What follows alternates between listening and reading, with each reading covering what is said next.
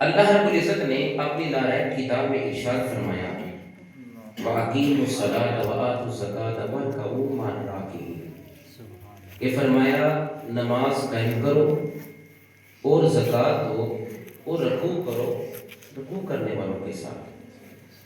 یہاں پر بات کو ختم نہیں کیا، ایک اور مقام پر اللہ رب العزت نے نماز کی اہمیت اور فرضیت کے حوالے سے فرمایا یا ایھا الناس اعبدوا ربکم الذی خلقکم والذین من قبلکم لعلکم تتقون۔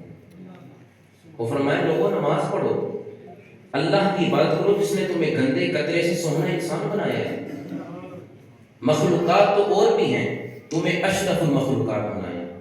وہ حیوان مفترس ہے، علماء اس بات کو جانتے ہیں۔ اگر کوئی درس نظامی میں کتاب پڑھائی جاتی ہے اس میں ہمیں یہ بتایا ایک حیوان ناطق ہے، ایک حیوان مفترس ہے۔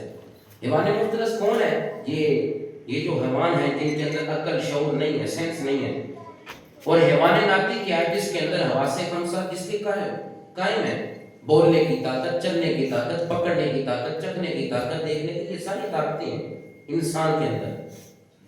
تو فرمایا لوگوں اللہ کی عبادت کرو جس نے تمہیں پیدا کیا، تخلیق کیا، گندے قطرے سے سوہنا انسان بنایا، اس رب کی عبادت کرو۔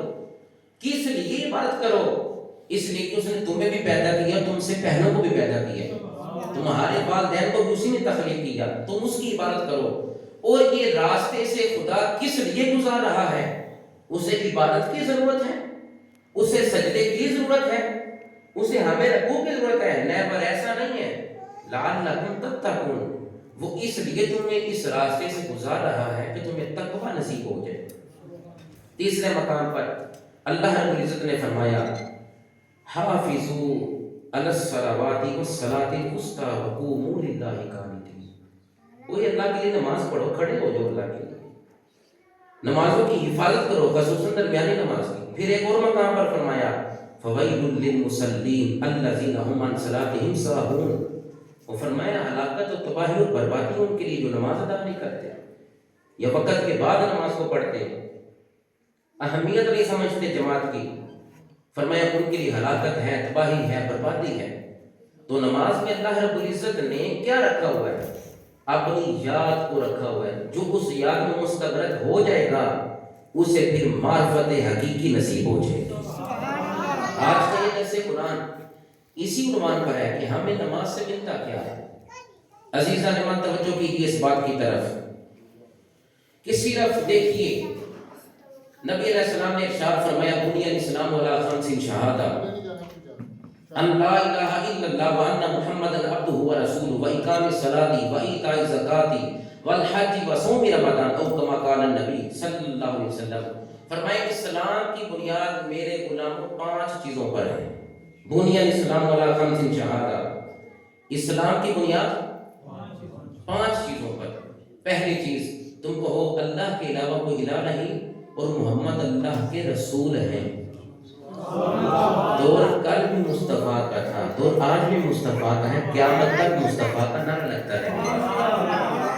یہ نہیں کہا محمد اللہ کے رسول تھے، کہا تم کہو عبدہ و رسولہ، وہ اللہ کے بندے بھی ہیں اور اس کے رسول بھی ہیں۔ یہاں پر اگر ایک ذوق کی بات کروں تو عبد دیگر، عبدہ چیزیں دیگر، عبد دیگر، عبدہ چیزیں دیگر، ای سراپا انتظار او منتظر۔ عبد وہ ہوتا ہے جو خدا کا انتظار کرتا ہے۔ ہم عبد ہیں، اللہ کے بندے ہیں۔ ہم عبد ہیں، ہم پر درود و سلام نہیں، ہم نے درود و سلام پڑھنا ہے۔ عبد دیگر، عبدہ چیزیں دیگر، ای سراپا انتظار او منتظر۔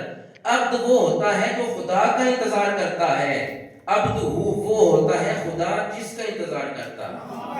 تو عبدہ و رسولہ، اللہ کے بندے بھی ہیں اور اس کے رسول بھی ہیں، اللہ کے بندے بھی ہیں اور اس کے رسول بھی ہیں۔ اسلام کی پہلی بنیاد تو یہ ہوئی۔ دوسری چیز فرمایا وَإِقَامِ الصَّلَاةِ، نماز کو قائم کرنا، اس کی ضرورت نہیں، آپ کی محبت کی ضرورت ہے۔